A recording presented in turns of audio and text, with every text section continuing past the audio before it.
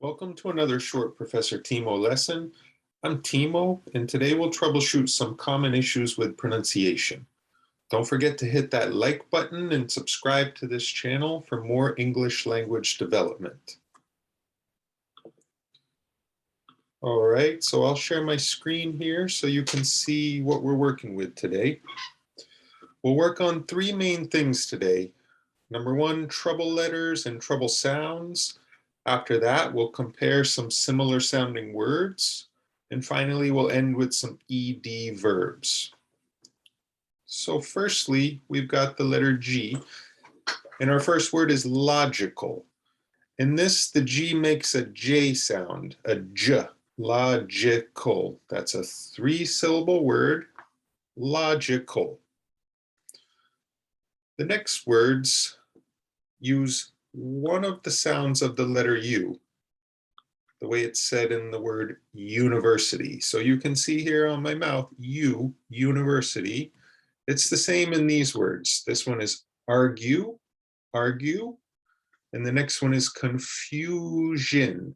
So it's said like U in university, or even like the word you. Third, we take another look at the U, but this one has another sound, up. So you can see in university, I make like an O sound, U, and in this one, it's a much different mouth formation. Don't forget about the way your mouth should look. So here we have corruption and then discuss. So try those words after me. First, corruption. Okay, next, discuss. All right. After that, the next three words focus on a difficult thing in English. Even though this word's last vowel is a U, and an O, the sound that they make is like the English I. So this one is bonus, this one is focus, and this one is method.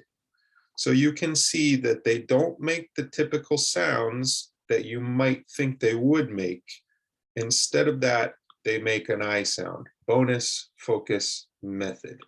It's also common in some city names. For example, I live in Boston. Boston. So when you make the I sound, you want to make your face look like the Joker.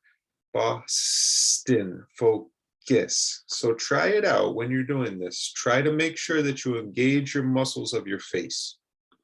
All right, after that, we're looking at the SH sound. Shh, shh. All right, so this one is appreciate, negotiation, efficient, and mention. So it's a bit difficult because here you have a C and here you have a T, and they're not even making the traditional sounds that you might think. Instead, they're making this sound. But let's say you know how to say one of them, for example, efficient. Well, you can transfer that over to the other ones and slowly build up correct pronunciation. And lastly, for this section, we have a CH sound rather than an SH sound, situation. So this one is a ch rather than the SH, which is a sh. It's a slight difference there. So repeat after me, situation. All right, let's move on to the next section, some similar sounding words. Don't forget, the difference in pronunciation is how you form your mouth. So take a look here. The first one is pools, pools. Take a look at the mouth position, pools. And the second two sound the same, poles. You'll notice that the first one, ooh, and the second one, oh, makes a distinctly different sound if you can isolate that one. So we have pools versus holes. Also in the second one, the sound is more elongated than in the first one. Pools, poles. So we have a similar thing at work on the second one. Seen, sign. Once again, take a look at my mouth here. E, I, seen, sign. So one technique for you is to isolate the vowel sound, like we did there. E versus I, seen, sign. If we want to look at the first one, it's oo versus o, pools, poles.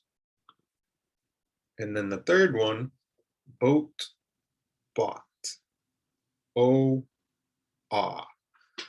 So this is something that you can train yourself to do. Isolate the vowel sound, practice saying the vowel sound, and then you can say the rest of the word. In general, vowels are very difficult in English. So practice isolating the sounds, build up your abilities to say them, and that'll serve you well. So let's say that one more time. Boat, bought.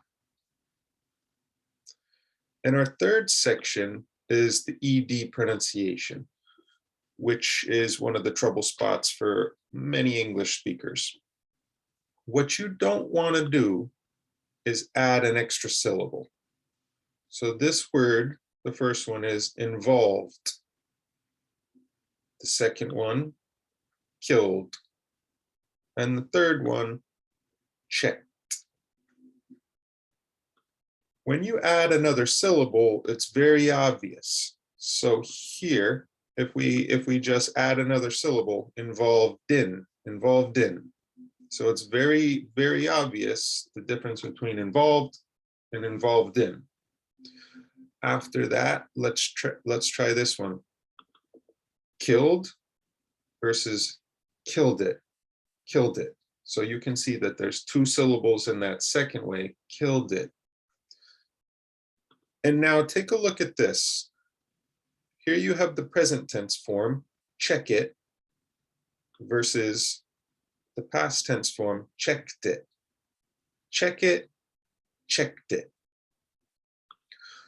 So don't forget to think about these things, think about these lessons that I'm giving you, isolate the vowel sound, don't add extra syllables, focus on your treble letters, and you should be able to improve. So thanks very much. That's today's lesson. Don't forget to hit that like button if you like what you see and subscribe to my channel. And I'll see you next time.